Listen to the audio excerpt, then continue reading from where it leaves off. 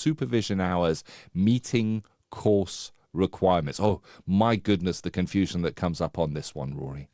Yes, I think that every year, come August, when the results are in, there is going to be a disappointed student who realises that they've not either accrued enough supervised hours in their practice-based course to qualify, or they made some rookie errors and they've not had their hours signed off.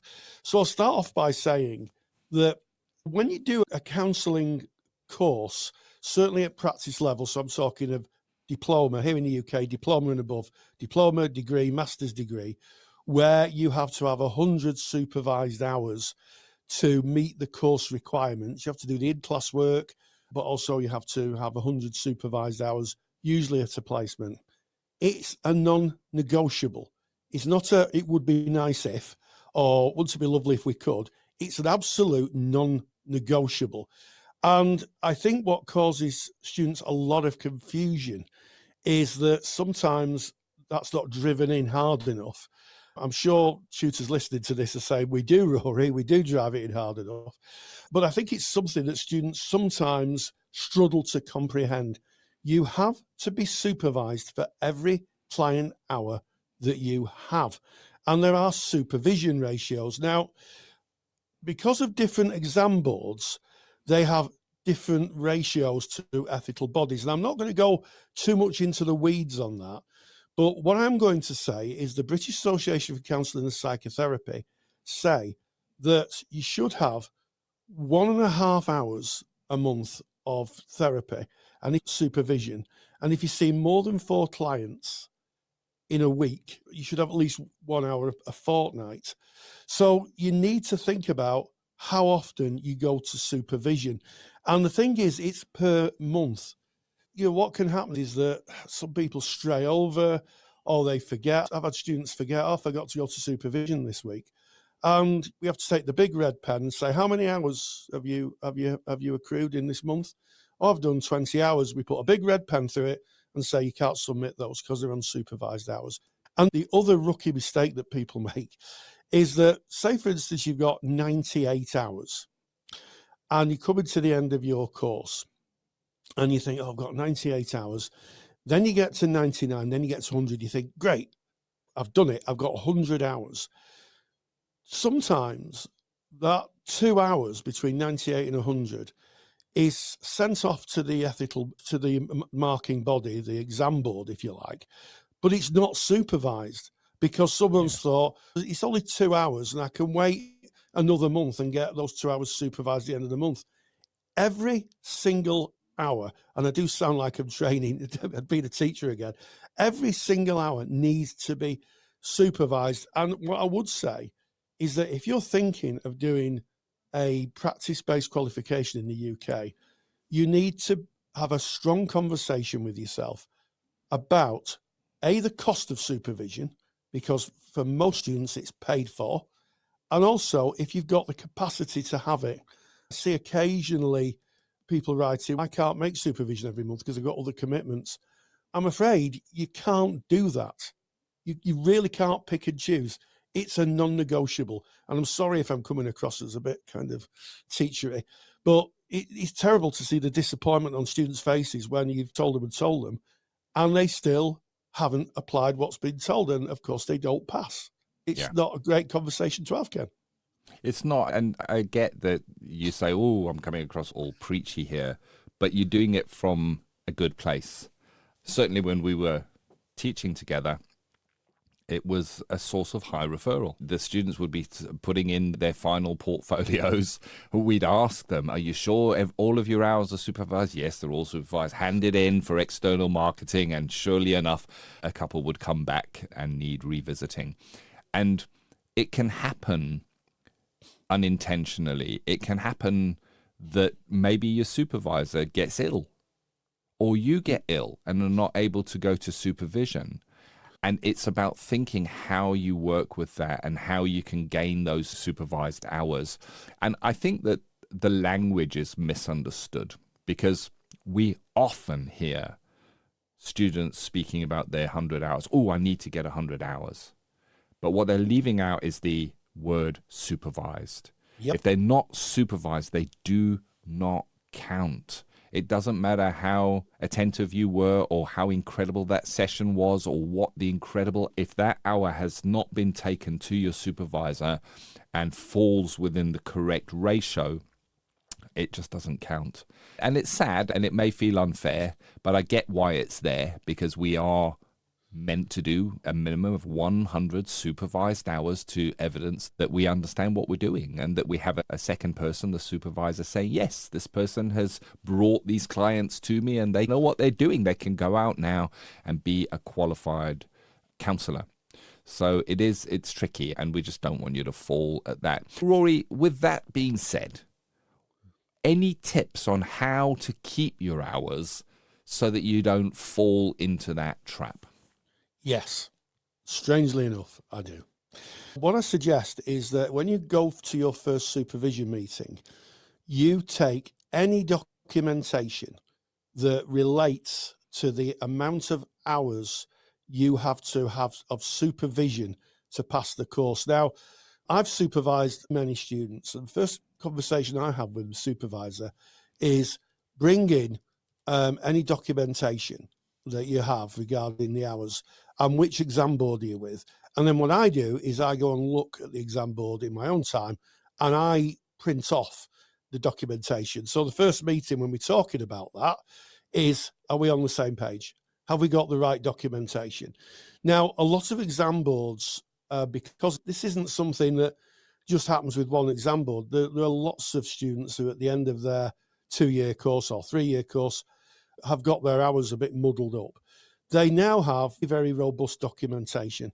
And certainly when I supervised, I had to fill a form in. I filled a form in every single time I saw the supervisee, and we worked the hours out and we accrued it as we went. And part of supervision was we would sit down and we'd say, let's have a look where you are with your hours. How many are supervised? I would say that looks okay to me. And there was one occasion when I can't remember, either I was unwell or the supervisee was unwell, and it went over by 7 days. And I remember this because it was a February, and February is quite a short month.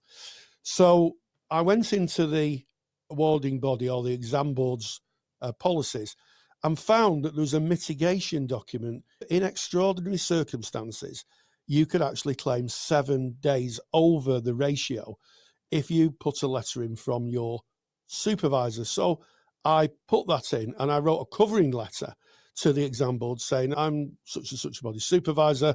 I am claiming mitigation on behalf of my supervisee as discussed in your policy for going over. And I put the dates in, and you know what? They were fine with it. They were absolutely fine. Signed off all the hours. That person came in one day, dancing and singing, dancing the jig and singing the song, said he'd passed. All their hours were passed. But you need to get that discipline and that paperwork and you and your supervisor working together from the get-go. Because it's no good coming after, say, 80 hours and saying, we have to have this amount of supervision. And the supervisor saying, I didn't know that. And some supervisors don't know the ratios, to be fair. So I think my best advice would be get the documentation, show it to the supervisor, and get the supervisor working with you. That's what a good supervisor should do with a student. He should be working not only with building the support of the client, but they should also be helping them where they can with the requirements of the course. Yes, 100%. That is your best friend, as it were. I know your supervisor's not your best friend, but they are your best friend when it comes to how many hours of supervision do I need for my training course? How many times do I need to see you if I'm in these placements and doing this many hours within those placements? Ask your supervisor and work it out together rather than asking your peers, because peers may not have the full picture of that. And you said maybe some supervisors wouldn't have that information. I would implore you, if your supervisor doesn't have that information, get them to find out, because they are there in service to hold you through your practice. And if they are supervising your hours of your study, you need to know that you're on the same page there, and they can find out. And I'm sure if you ask them that they will. So the NCPS, the National Counselling and Psychotherapy Society, recommends that counsellors in full-time practice receive at least 1.5 hours of supervision per month. However, and this is always the bit that gets people, the amount of supervision required may vary based on the counsellor's experience, the type of work being done, or the client group that they're working with. And this is for qualified therapists here. This should be discussed with the supervisor and adjusted accordingly. That's your person to go to, your supervisor. If you're a student, it's slightly different. But keeping a record of your supervision is not just for students. We are audited as counsellors and psychotherapists by our ethical bodies, or we can be. At any stage, they can turn around and say, show me your CPD log, your continuing professional development log, and show me the work that you've done, and show me your supervised hours. And certainly, if you're going for accreditation, you might have to evidence 450 supervised hours. So it's really good practice as a student to have a method of capturing the hours of practice you do and then having them signed off by a supervisor in the right ratio, and continue doing that throughout your practice. There's no reason to stop when you graduate and say, that's it. If you can't evidence supervised hours, you do have to start again with those hours. It's important, I think. Do it properly, get it right the first time, and then continue doing it throughout your practice. Wise words, Ken. Wise words. And I'm sure that at least one listener will be panicking, thinking, oh my goodness, have I got my hours right and I don't know what to do. If you're unsure, then the next supervision session you have with your supervisor, ask. Make it an agenda point. Because if for some reason, and it does happen, if for some reason there's a bit of drift, it's a lot easier to address it immediately than it is to come to the end of your course, get to the finishing line and find out you've got to do another 30 hours. So start now. And the other thing is, the only hours that count, in other words, what really gets you your qualification, is what the exam board asks you for. So different exam boards have different ratios. Go onto their website, find the counselling diploma or whatever qualification you're doing, find supervised hours and take it out. And I do have to say that it can be a little bit confusing for tutors as well. It's a very precise calculation. So if you're a little concerned, a little worried about it, start that investigation now. It's good and worth checking, and get your supervisor on board.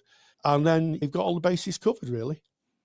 Very much so. This is the paperwork stuff that you would want to sort out with your supervisor before going into practice, so that it is understood, so that you're 100% sure, your supervisor is 100% sure of what that looks like, and then you don't have to worry about that. If you've got a process in place where you know that those hours are going to be supervised, you know how many client hours you're doing, you know how often you need to visit your supervisor, then that's all taken care of, and it's one less thing to worry about, because it can cause panic. And the last thing you need is panic up around the time when you're handing in your portfolio. You've got enough work to do at the end of all those years of study. You don't need additional pressures on you at that time.